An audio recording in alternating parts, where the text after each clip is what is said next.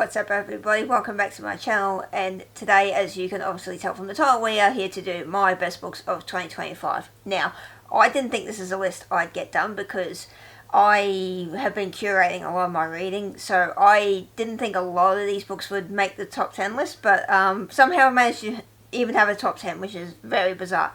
So, we're not going to spend too much time waddling on, we're going to get into the video, but first, I do want to talk about some honourable mentions. So, I have about 3, 2 of which I don't own, and 1 I do. So, we'll talk about the one I actually do own, and that was The Impossible Fortune by Richard Osman. So, this is the 5th book in the Thursday Murder Club series.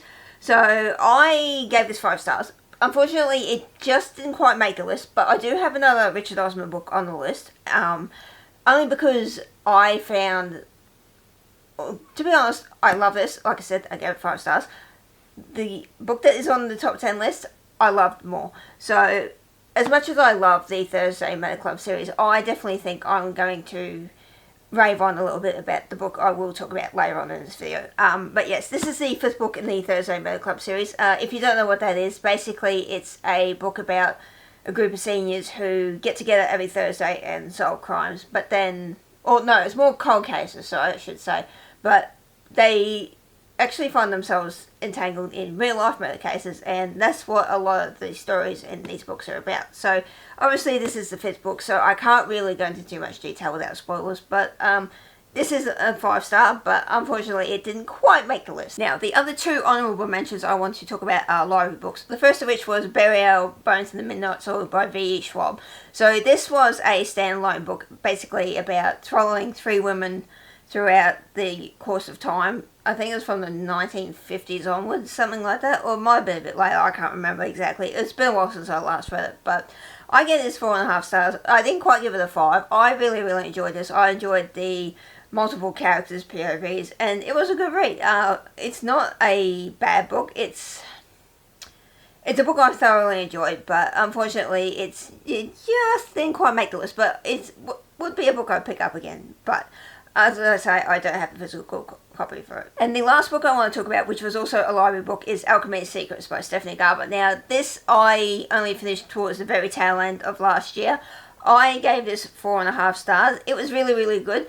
I believe there was a second book coming, so it is a duology. So this was Stephanie Garber's more foray into more mature stories, and it really showed. I really quite enjoyed this.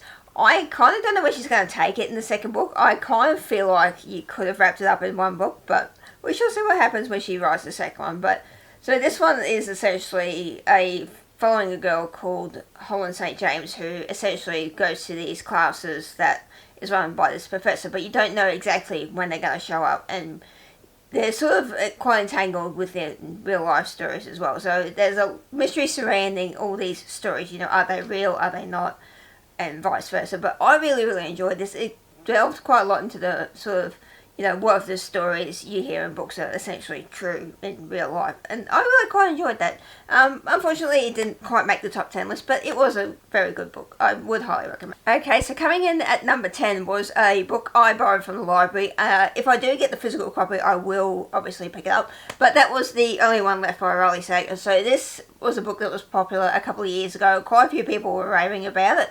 I had never read Riley Sager before this. I know his books are a few people, especially more the most recent ones, a lot of people aren't fans of it. I know he is kind of a very mixed bag, but this was my first Riley Sager, and I really enjoyed this. So basically, this book we follow a girl who becomes the carer of this mute woman who we find out she essentially got blamed for the murder of her family more than about 50 years previously, and essentially the whole town was convinced that she did it, and there was even this really creepy song written about the circumstances surrounding the death of the family. So basically our main character comes in to essentially care for this, essentially what she believes is a murderer, and the house that she's living is essentially stuck on this cliff, and it's essentially falling apart. It could essentially collapse into the sea at any point. I really enjoyed this book. I loved the suspense of it. I thought it was really well written. The plot twist throughout the whole book, it had me guessing the whole time. I had no idea what the hell was going on, especially in the last third. It was really, really creepy. I really enjoyed it. I think I maybe devoured it in about a day and a half. So I really, really enjoyed this book. I definitely want to get the physical copy if I can. Unfortunately, it was a library book. But I do have a quote that I quite enjoyed from this book, so I will share that with you now. So basically, one of the quotes I really liked from this book was, "You want to know if I'm as evil as everyone says I am? The answer is no, and yes." So I really, really enjoyed that, and I can't remember the song that was written about this girl, but that was really creepy too.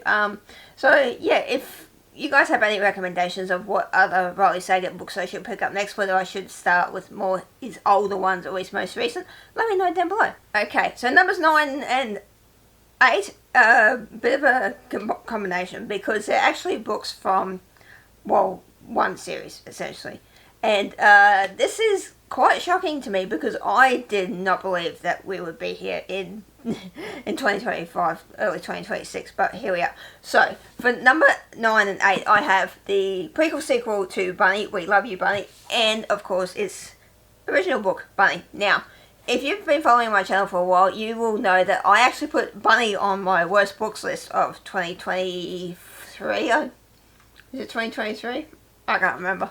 It was a couple of years ago anyway. So you're probably thinking, if you hated this book so much, why is it now in your favourites?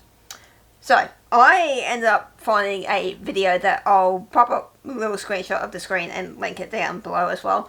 So, basically, it was a video explaining the overall what happened in this novel. So, one of the reasons I didn't like it a couple of years ago was I had no idea what the hell was going on. I basically finished this book and went, what? Like, what the hell was that?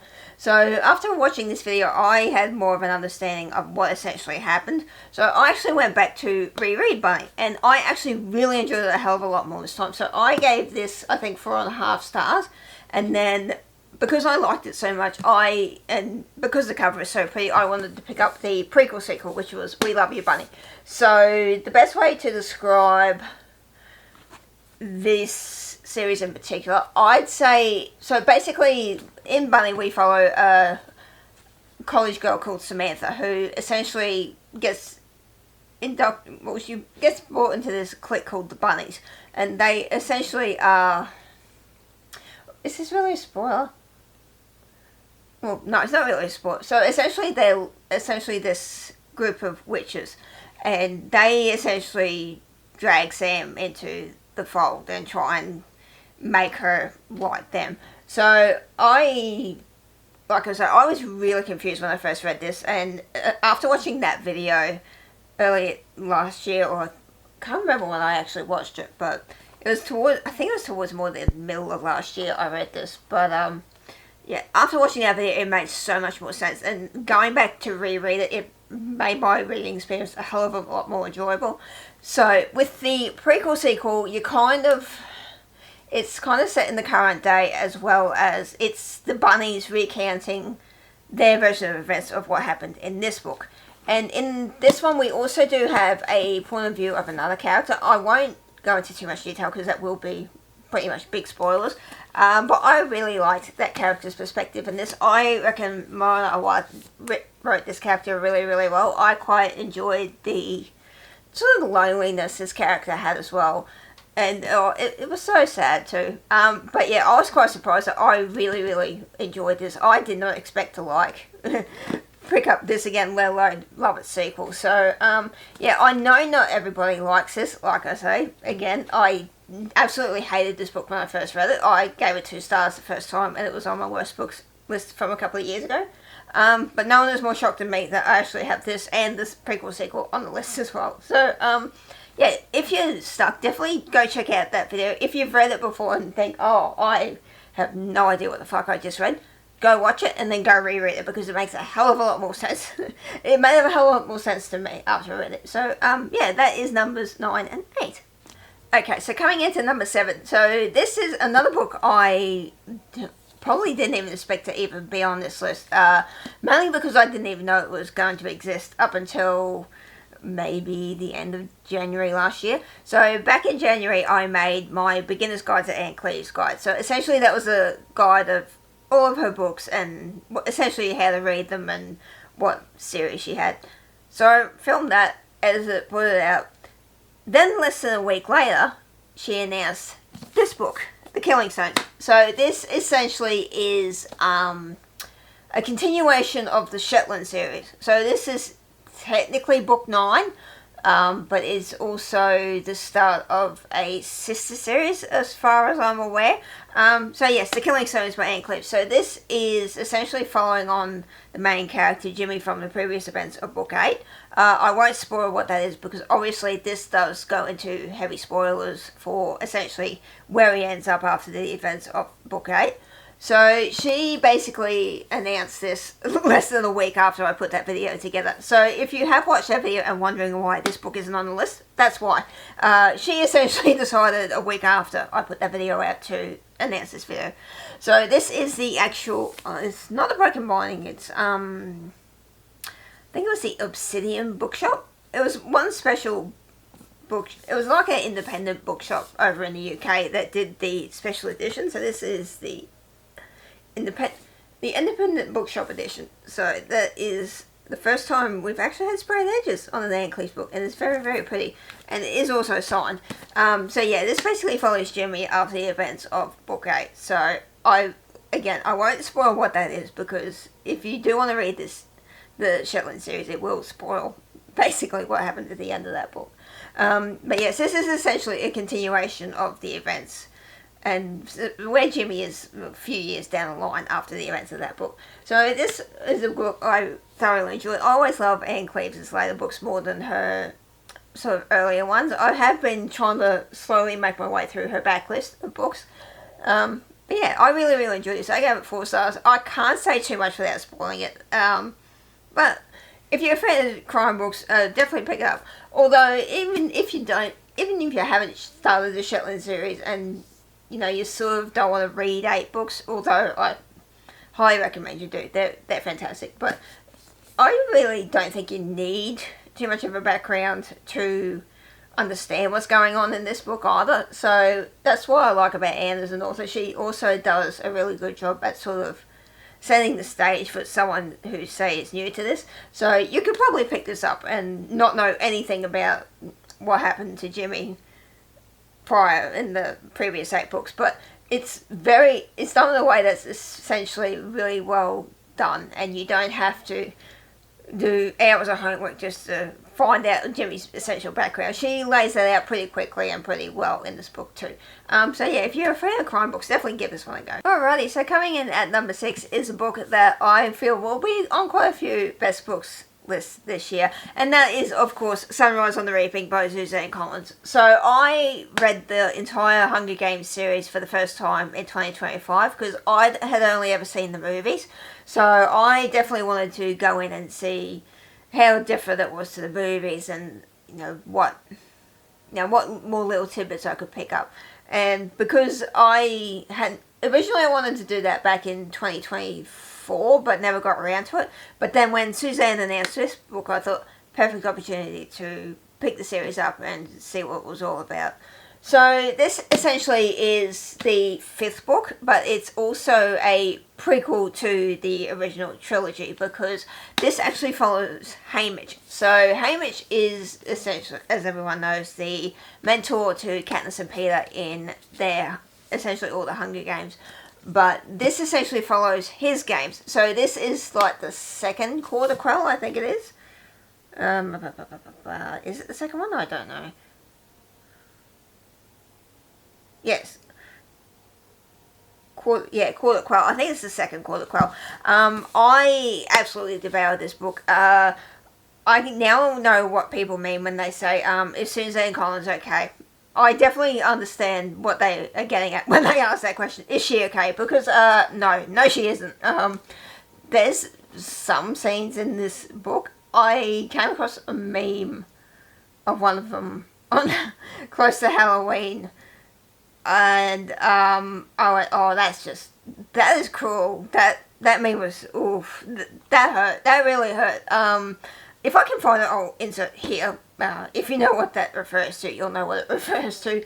There's some seriously fucked up shit that happens in this book. But then a lot of fucked up shit happens in all of Suzanne Collins' books.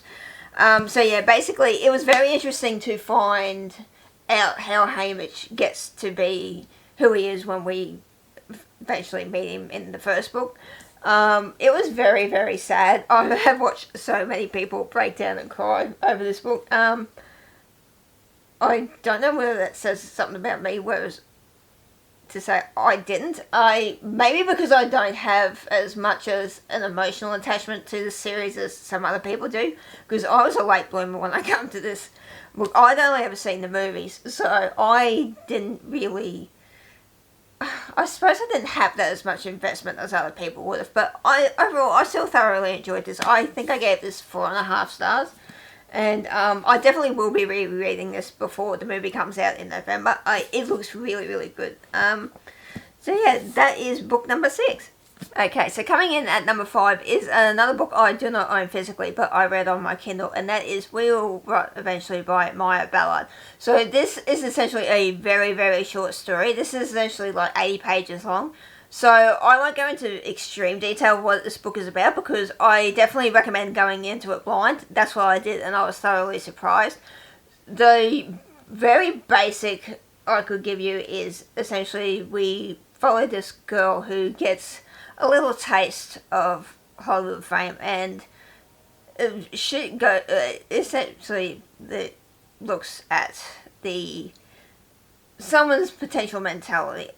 That's all I'll say, because it will go into heavy spoilers. But I do have a quote from this book I thought was quite enjoyable. So basically it's the brightest stars that can sometimes burn the darkest.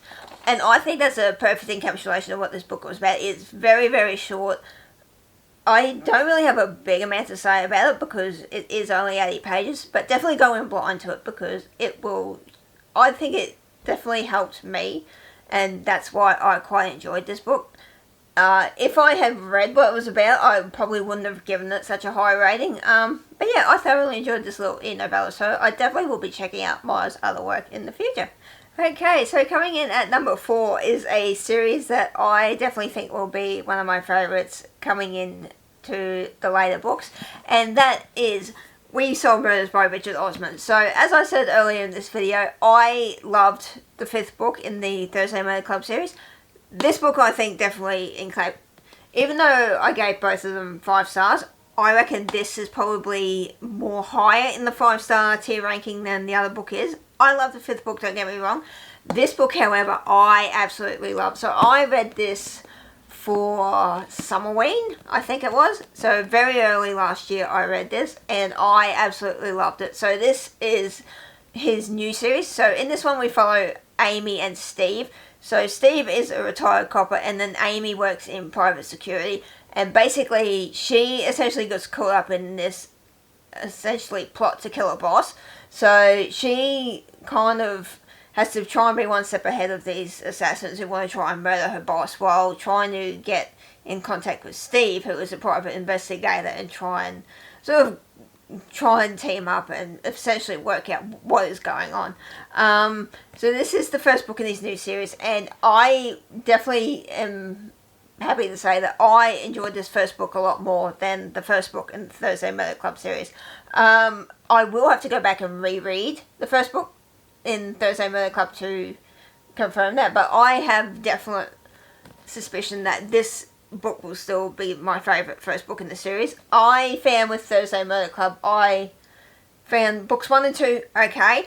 The rest have been all 5 stars. This one was 5 stars off the bat. Hopefully it doesn't do the thing where the first book is 5 stars and it goes downhill. I really hope not. Although, given the fact that I have quite enjoyed most of Richard Osman's books, I don't think that's going to happen.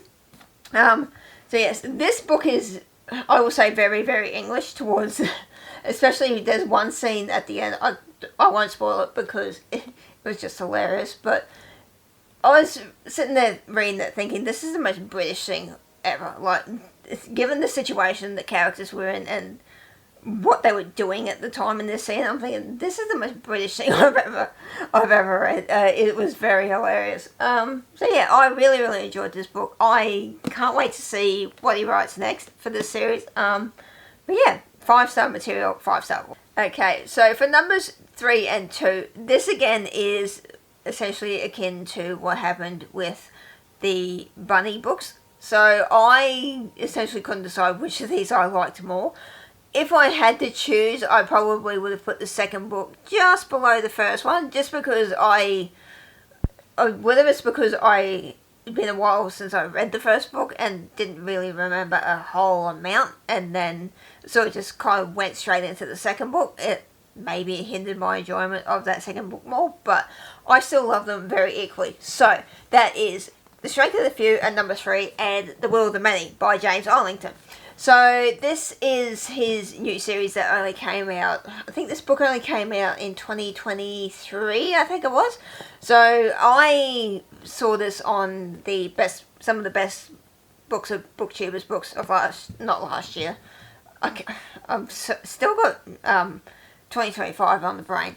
So this was in the 2024, best books of the year list. And I heard so many people ranting and raving about this, and I just had to know what the fuss was. And I actually originally borrowed this out as a library book because I thought, okay, it's hyped. I may very well hate it because for starters, this book is huge, and I sort of thought, I don't know whether I'm gonna enjoy the overall premise. Safe to say, I was wrong. So much so I went to pick up this book and its sequel retrospectively. So I didn't even realise that James Arlington is also an Aussie author too, which makes it even better. So essentially in The Will of the Many, we follow an orphan called Vis who essentially gets adopted by this high up senator in this society called the Hierarchy. So basically the magic system is sort of like this pyramid scheme where essentially those who are at the very top of the hierarchy essentially sap the power of all those below. So essentially what they call the power in this world is will. So I probably not explaining this too well, but essentially the very high ups essentially drain the power of all those below them, and that's how they are so powerful. And so basically this is brought in by this high up senator to essentially investigate the death of his brother, and also he's also trying to not reveal who he really is because he's not who he says he is either. So I absolutely adored The Will of the Many. I gave this 5 stars. I gave the sequel 4.5. It was a very high 4.5.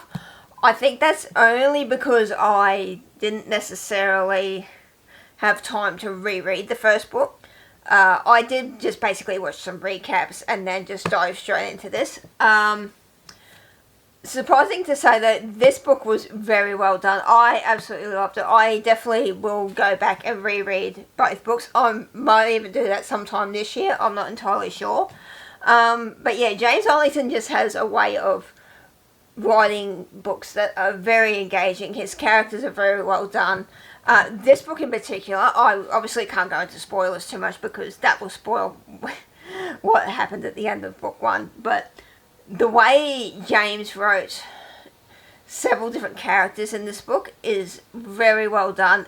I didn't feel lost at any point either. I thought I would be very confused, especially with some of the POVs we have, especially in this book. I thought I'd be confused. He wrote it so well that I thought, okay, I know what's going on. I'm not trying to create mind maps. Sorry, if you can hear the rain, it's just started raining. But yeah, he does such a good job at writing characters, and so much so I actually went out and bought all 3 books in the Lycaeus trilogy, and hopefully I will hopefully I will read them later this year. But yes, so these like I say, I couldn't choose which one I liked more. If I would rank them, this would probably be number 3 and this would be number 2, essentially because I rated this a little bit higher than the sequel, but that probably may change upon reread. Okay, and my favourite book of 2025. If you've been following me for a while, if you've been following me on Instagram all of 2025, you'll probably know what my best book of 2025 is. If you saw my mid-year freakout tag, you'll probably know what my best book is. But without further ado, my favourite book of last year was The Dark Mirror by Samantha Shannon. If the tabbing system alone is not convincing enough, I have annotated this thing to filth. It is just... this is the first read-through, by the way. This is not even the finished product. Like, this... I'll probably take so many tabs in and out of this thing. It's not even funny. So yeah, The Dark Mirror by Samantha Shannon. If you do not want to know what this series is about, I will introduce it to you now. So basically, the bonus season we follow Paige Mahoney, who is a clairvoyant, who unfortunately has to hide her powers because clairvoyancy is illegal in essentially dystopian London where she lives. So essentially she works with a criminal gang, and one day she is arrested and essentially she believes she will die. But unfortunately the world, well, not unfortunately for us, but for her at the time, she essentially gets taken to Oxford, where the world opens up in many more possible ways than you can imagine. So I make it no secret that I'm obsessed with this series. I absolutely adore it. I have a video of myself annotating the 10th anniversary special edition on my channel, which you guys should definitely go check out if you haven't already. I brag about this series like there's no tomorrow. I will force this series down anyone's throat just to read it. I love our two main characters, Paige and Arcturus. Oh my god, they are everything to me. I cannot wait to see... I can't believe we even have 2 more books and that's it. And the fact that Samantha Shannon herself has already done 1 draft and is now in the editing stage of the first draft of book 6, and we will probably get that this time next year. I can't even imagine.